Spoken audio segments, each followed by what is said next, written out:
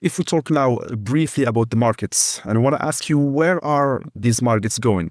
We have so many indicators that are rather strange or unusual for the track record of all markets. We have a high debt, especially in the US. We have rates which are pretty high in almost every Western countries. We've got the Magnificent Seven driving the SPX to new records every day. $1 trillion companies now seems like just a common thing. There seems to be some kind of dislocation between the value of a company in terms of market price and its value in terms of production or engineering and research. The market seems to forget any of the events that happened. Just 3 or 4 weeks ago, we had the Black Monday due to the JPY carry trade that failed. We had a crash all over the place. 2-3 days later, it's as if nothing happened. So there are just, we have geopolitical problems that are happening at high scale as well, which are usually affecting the market. But none of this seem really to endanger or give a break to this rise of the markets in general. Not to mention, of course, also the infinite printing of money by many central banks, including the Federal Reserve. So I wanted to have your opinion, both for the institutional trader, to whom this is important for his work in terms of generating P&L, what it would mean to him, but also the retail investor or the retail person, whether he invests or no, because there is this question of where should I leave my money? If it's savings or investments, and in which currency should it be? Should I leave it in the USD or euro or pounds? Is one of these currencies going to collapse at some point, especially with the rising of BRICS-based new currencies? So all of this is a big cloud of questions which are really hard to answer. I mean, what is your stance on the state of the markets? You've touched on a lot of things, but that's kind of coming from the fact that the world is becoming more and more complex. More and more things are impacting markets. We are getting into a world again which has war in it. And what I mean, between potentially major players. You have inflation that is coming back quite strongly and has been a theme over the past few years. You have this constant overhang or talk about the dollar potentially becoming less of a reserve currency or basically weakening due to geopolitical pressures or new systems and so on. And then next to all these problems, as you said, you have somehow the S&P 500 or like whatever usual indices just going to new highs every few weeks. So how can we kind of balance these two? In reality, the indices are just a reflection of companies that constitute them. And so some companies are actually doing well. They don't depend on all these problems. You mentioned the tech companies. So these ones, I mean, some people talk of a bubble. I actually don't think this looks at all like, let's say, the bubble of 2001, where the tech was actually a proper bubble. So the Mag 7, whatever you want to call them, like all these top tech companies, they are printing money like crazy. So you mean they are making huge revenues? Making huge revenues. So while multiples of revenues, like in terms of valuation, might be a bit stretched, we're not in a situation where we have a lot of just hot air companies, like random companies that produce no revenues, just have a shell of nothingness that are valued as billions. Even if you look at the latest, call it, it's a darling of the market, whatever you want to call it, NVIDIA. So just multiplied by 10 or like 5 or whatever ratio over the past few years. But they make so much money that it kind of makes sense. Yeah. Now, I think the main tech-related potential issue that might come and drag the market with it is not so much on the NVIDIAs of this world who are actually making money, is on all these companies that are spending so heavily, like NVIDIA clients, effectively, who are spending so heavily to deliver some unknown AI benefit. So this whole market rally of the past year has been driven by the AI narrative. It's like AI is taking over the world. We're finally having the tech to harness the benefits of all of this. And for now, there's not much being delivered. As in, everyone seems to be having huge capex, like capital expenditure into the companies, but with no clear thing coming out of it. I mean, the major thing we know about is ChatGPT or things like that, or like some rehashing of some ChatGPT-esque thing. Yeah. But a lot of companies are just spending like crazy, driving up Nvidia's revenues and similar companies, but not actually themselves benefiting yet from anything. So the question is, are we going to see this boom? And are we going to continue the AI revolution? Or are we just going to realize that actually we just spent all this money, maybe with some subpar return, and we should probably divest a bit from this AI story and spend less? In which case we'll hurt the Nvidias, the Microsoft, the Googles, and whatever that are spending heavily into all these things. It might drag a bit the market with them.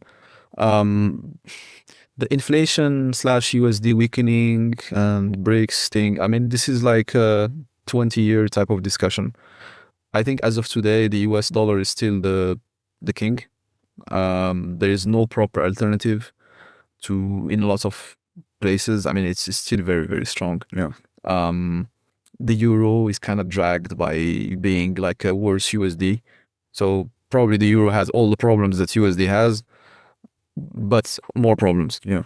Sterling, I'm not even going to talk about it. It's kind of not very relevant these days. Like it's very far in terms of it used to be a global currency, but now it's basically just the currency of the UK. So it's kind of doing as well as the UK is doing effectively, as opposed to not really linked to the world in general.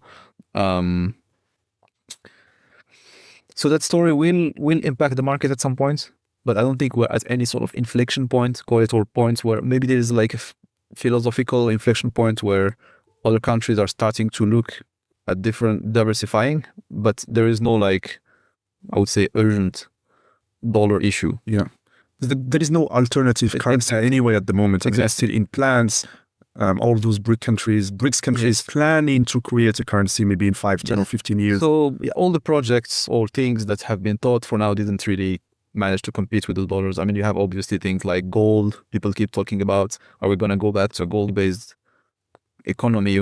But not yet. You have Bitcoin, still a bit fringe.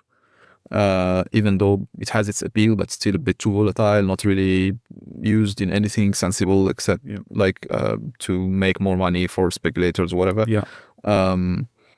So the US dollar remains basically the kind of maybe fastest of sick horses in some sense. So you still, if you want to finish the race, you're still gonna benefit from being in the US dollar somehow, at least for now. I guess the future would say, but going back to your question to what do I think, where do I think the market is going? I'm not particularly worried at the moment. I think as an institutional investor, this story about is AI overspending going to catch up with the markets and trigger some rotations and so on is usually what is at maybe hedge funds' minds, like equity-based hedge funds. They'll be thinking about that. The rates-based hedge funds will be thinking about the rate curve. Are we gonna cut rates too quick, too fast, and so on? I mean, I'm not really gonna give any advice to these guys. Like, they probably know what they're doing. The retail side of it, I would say don't think too much is probably the best advice. Like, the simplest solutions are usually the best for 99% of retail investors.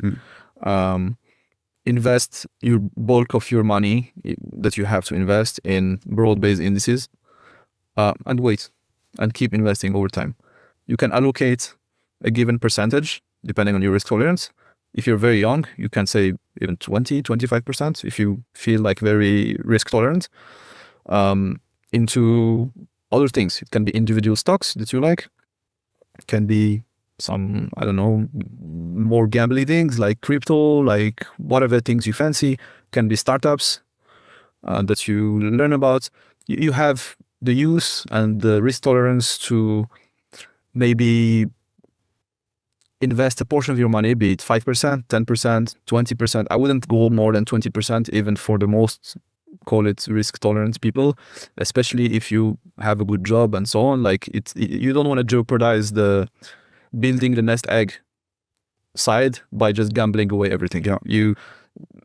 It's for you to gauge. Like, if in 10 years you have 10% less money than what you would have made because all your side bets failed, this is going to be okay. Yeah. But you don't want to make it 50. You know, it just becomes a bit too much. So you want to be responsible, but then, you know, if you feel like it, nobody forces you, but if you like it, you can take some bets at making something meaningfully life-changing. Again, you might get it, you might not get it. There's no guarantee, but it's quite fascinating to look at investing, and especially on the compounding effects.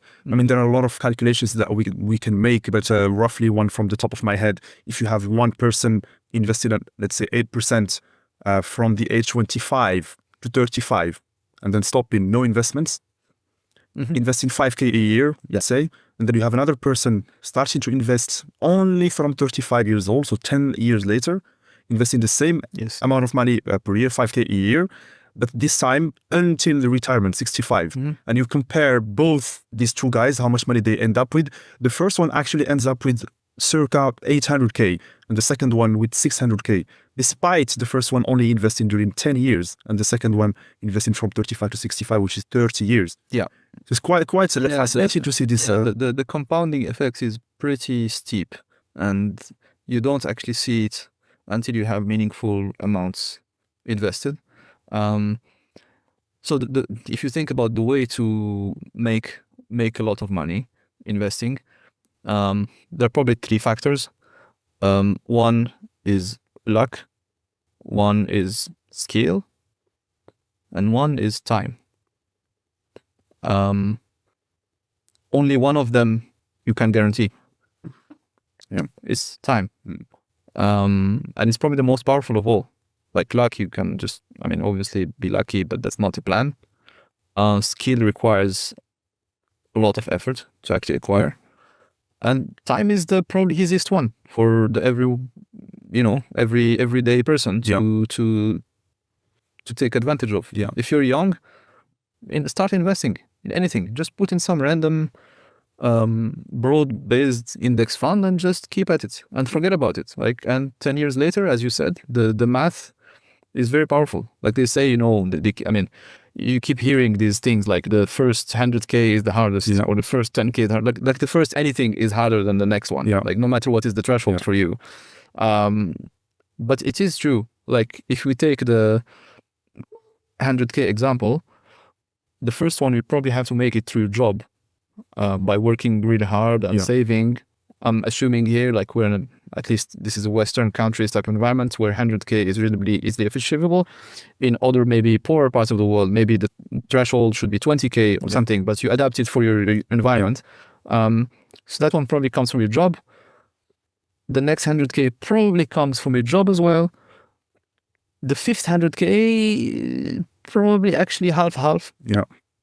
Because as the usual return of global markets, probably somewhere between 7 and 12% per year, type of depending. Sometimes it drops obviously, but that's the average. Once you have 500K savings, well, in 2 years, you kind of probably made 100K. And once you have 1 million, it's like 1 year actually. Most of the time. So it does get much and much quicker, especially if you keep at it regularly over time. Like the problem with people is that they just want to get rich quick. And they don't have the skill, they don't have the luck, and they want to get the time. Exactly. So they just have none of the requirements.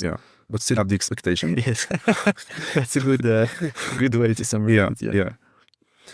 And we haven't really been taught to invest at early ages. I can speak about our own environment in our own country. Maybe it's also the case in other countries. You need to have a few intersection of factors in order to be pushed into that. Your dad has been an investor. He's been working in investment bank or hedge fund, or has been in this environment, pushing you to invest at an early age. Or you have friends who do it, friends who are older than you, or some uncle.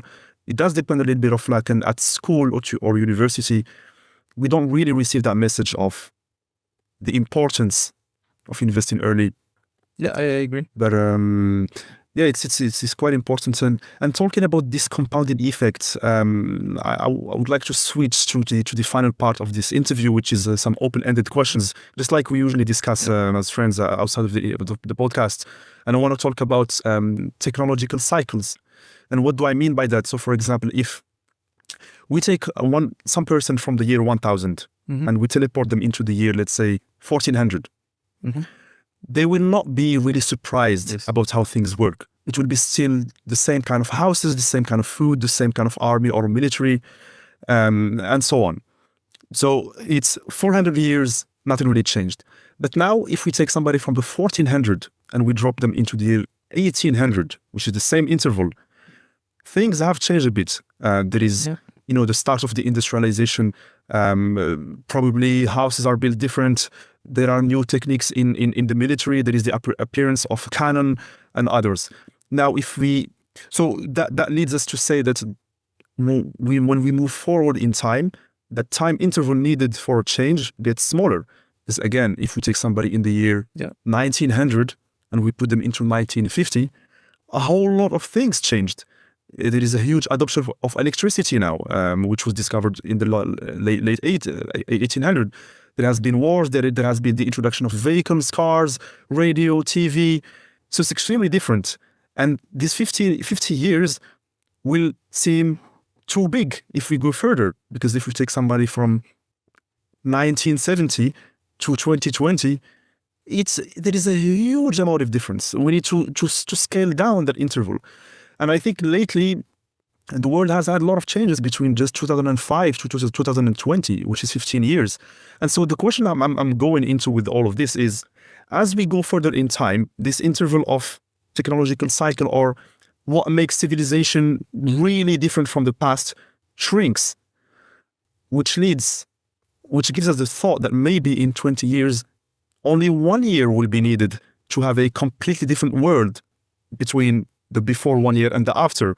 And at some point, maybe it's going to be a second. What do you think of this? I mean, I know it's been talked about as this singularity point. Yes. But I still wanted to hear your opinion. Yeah, I mean, this is a very interesting topic. I like, thinking about it. But I think fundamentally humans are going to become unable to cope.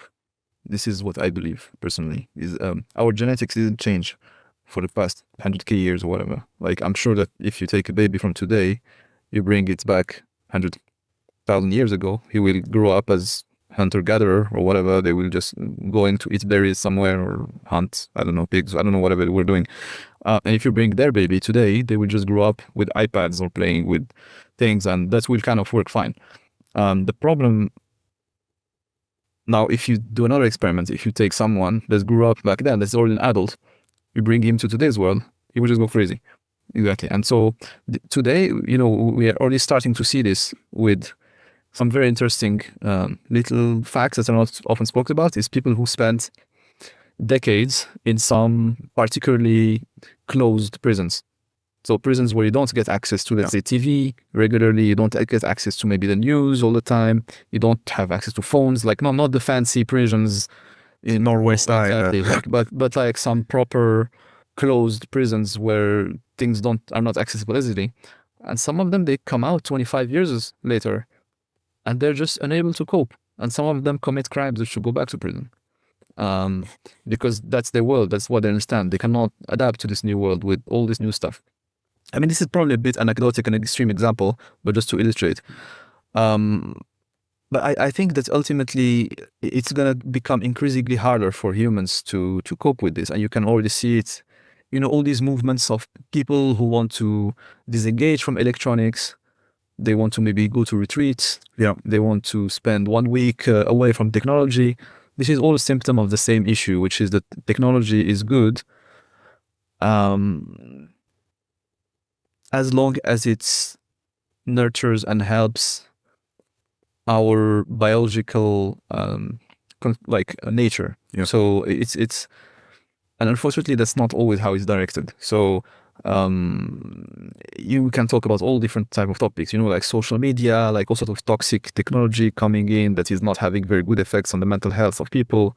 You can talk about the aspect that is some technology is just now a cost to everyone. So what I mean by that is when nobody had a work phone, then having a work phone is kind of an advantage.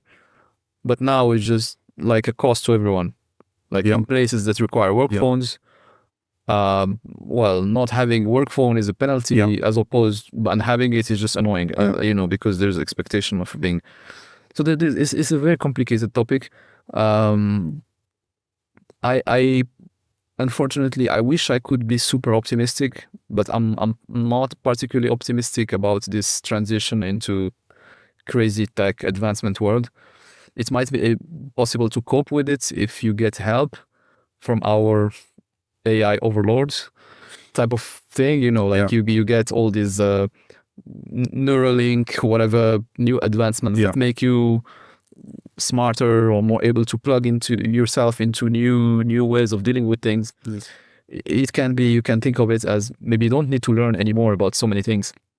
You can just, I mean, this is very futuristic, but if we place ourselves in this world where things change every year, it's almost like you need a way to update your app in your brain. You know, it's like, you know, you have some tech that where you just learn the new thing. You don't have to actually go to the learning process, which takes years usually for a normal human to learn any given skill set. You can just learn how to use the new weird phone that can also teleport you to somewhere. You need just to put the whatever software somehow. Because I mean, it's getting or probably not yet, but it might get out of hand if the speed of progress keeps accelerating as it did, and it will keep increasing at an exponential rate until we manage to, you know, this thing about the, I don't know if it's called the Great Wall or the Great Filtering or whatever. Then there is this thing which is like comes from what we call the Fermi paradox, which is why are we alone, basically, and why are we really that like happen? I mean, we could be the first, but it's very low probability that we've been the first life that reached this level. So what happens with all the others? And the reality is maybe that nobody actually managed to break this cycle where they just reach a certain level of technology where they just self-destruct.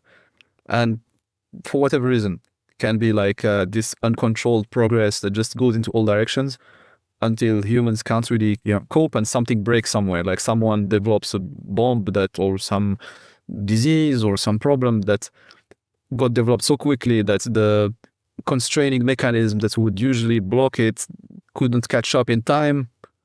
And, you know, like by the time the police or the government or whatever that's trying to prevent these people, it's just too fast, you know? And you reach some self-destruction type of level.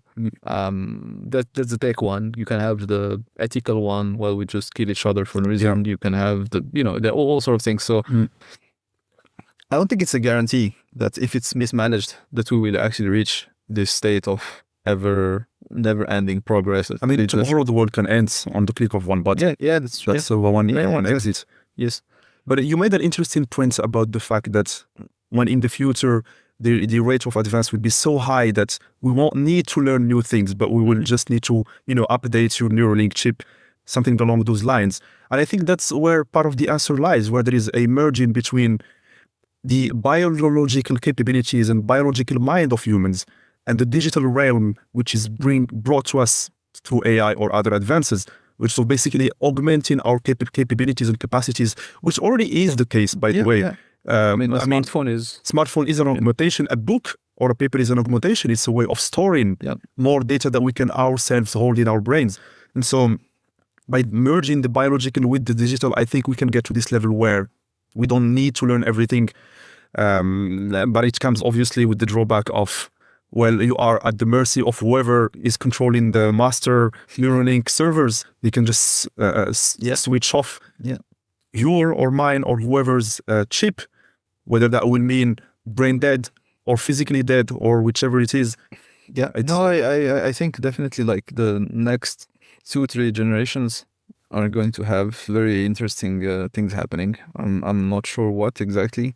We might see the start of craziness around the end of our lives, probably like me and you. You know, like if we're lucky enough to end of 21st century. yeah, like even the second half, even like, I don't know, 2050, 60, 70, like whatever, up to when we are lucky enough to still be here. Will you be MD by then?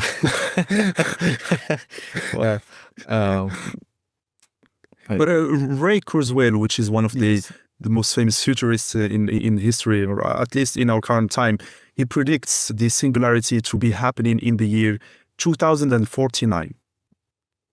well, there you go. Maybe. I mean, if he's right, then we're gonna start seeing the craziness accelerate.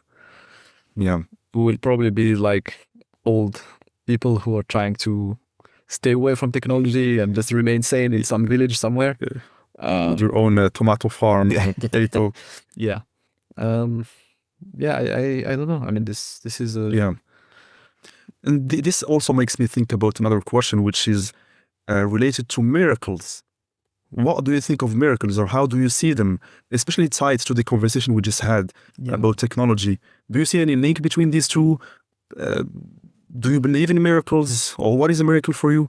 I mean, if you think about it, like if you bring someone, like a human from 50,000 years ago or 20,000 years ago, you bring him today, you're just gonna think that all life is made of miracles. Everything is a miracle.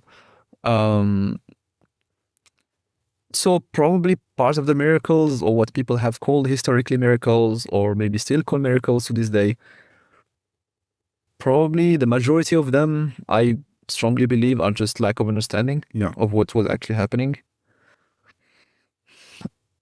If you want to merge it with the kind of more, I wouldn't say like religious, but spiritual side of it, I still allocate a portion of thinking that there might be some, I mean, some being like that is above us, that like, and the main reason for that, I would say, is I don't have an answer for why is the world what it is. Yeah. As in, why does it even exist?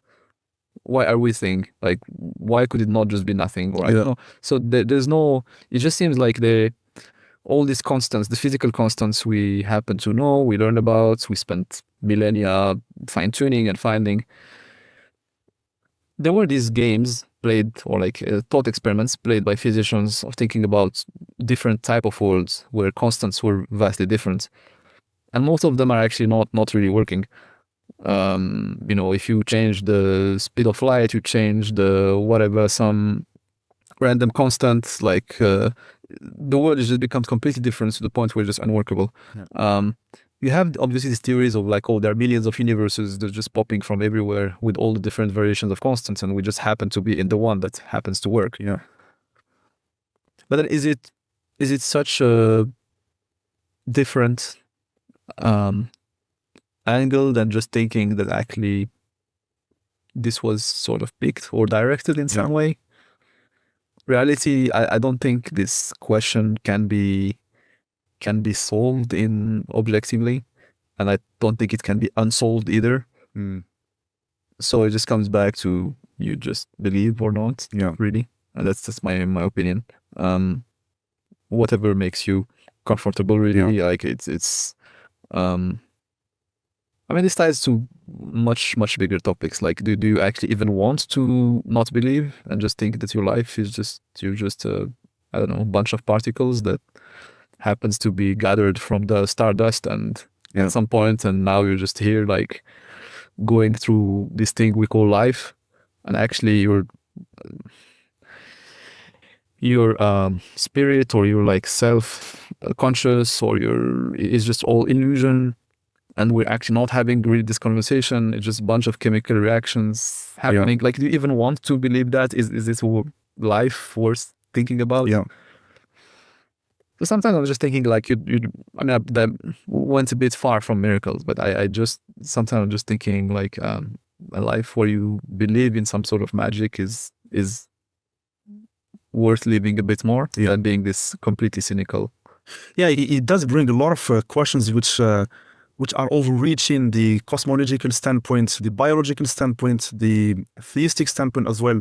And talking about the example you mentioned about multiple universes where parameters would be fine-tuned differently not to allow life to exist. I mean, there still remains the question of what is the origin of all those universes. I mean, it might explain why ours does work, but it doesn't explain why the others, including ours, do exist and who did create them.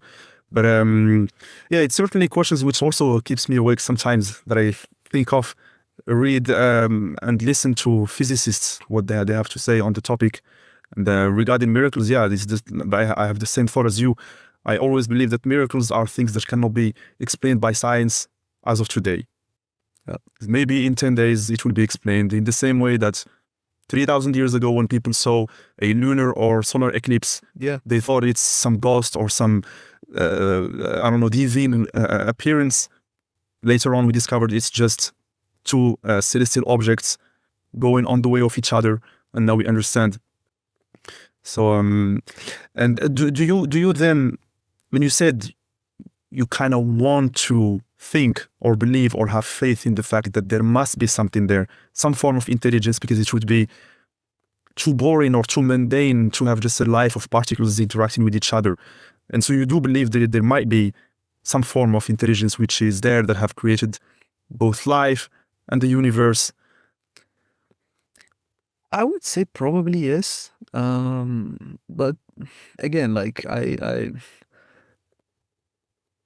have this part of me which maybe thinks it doesn't hurt to believe, like, while I feel like dropping the magic completely and just thinking this life has zero meaning, and you're just gonna like happen to randomly be for a microscopic period of time, and just disappear forever.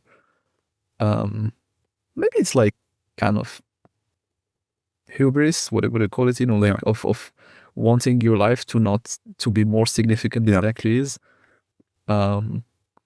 Because, you know, like when you believe and like I guess it also ties back to your behavior, what is doing good, what is not. Like it's all interlinked. Like, because if you're just happen to be for no reason, there's no real concept of good or bad or action or reaction. It's just we're just kind of randomly going through chemical reactions or going here, going there. I just maybe choose to not want to be in this sort of completely cynical theory, even if it's impossible to actually prove or disprove. And actually being comfortable with things that cannot be proved or disproved is a thing in itself. And like, you know, science has for a while been seen as this thing which gets us to the truth or whatever. And then someone actually just proved, at least in the field of mathematics, that you could always construct statements that cannot be proven.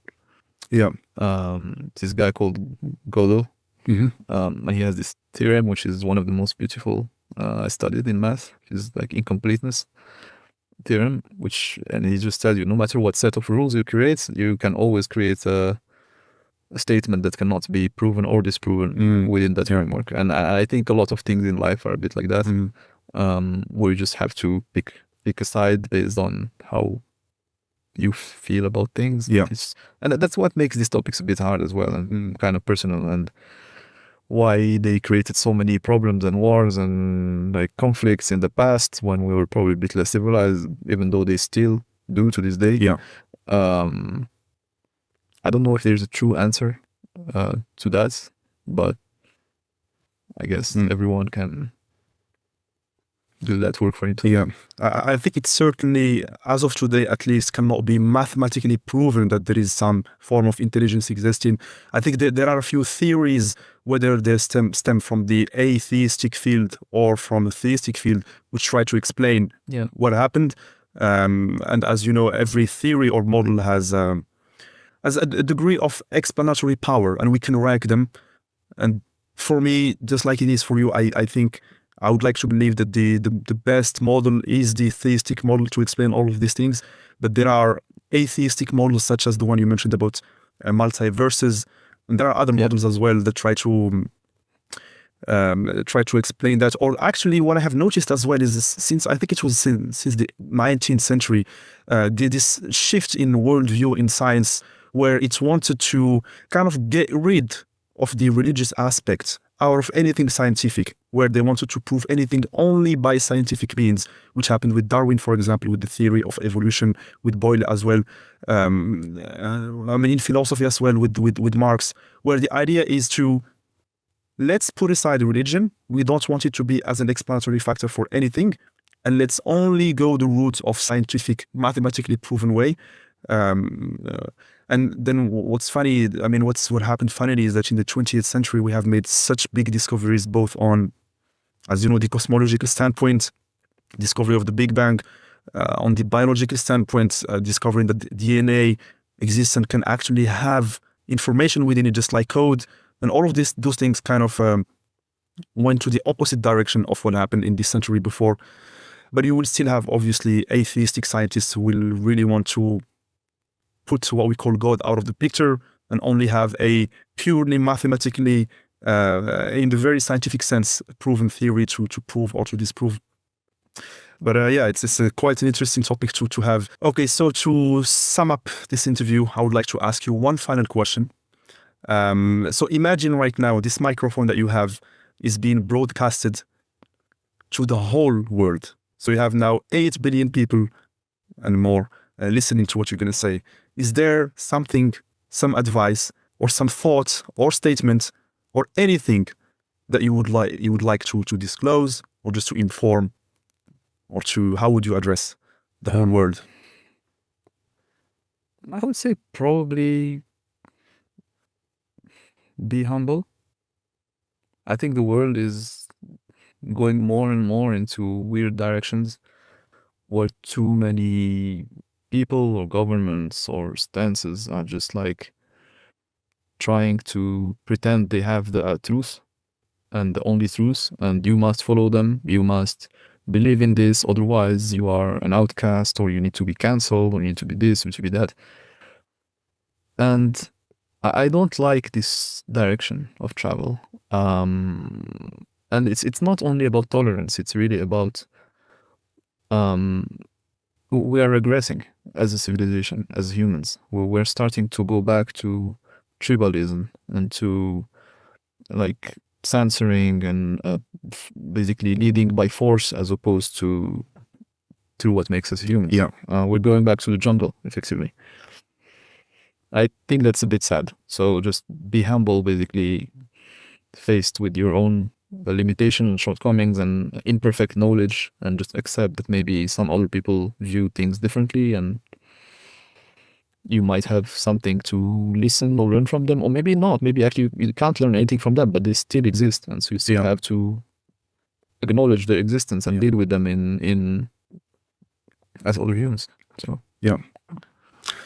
Major, it's been a pleasure. We'll do it again soon. Thank you very much. Thank you.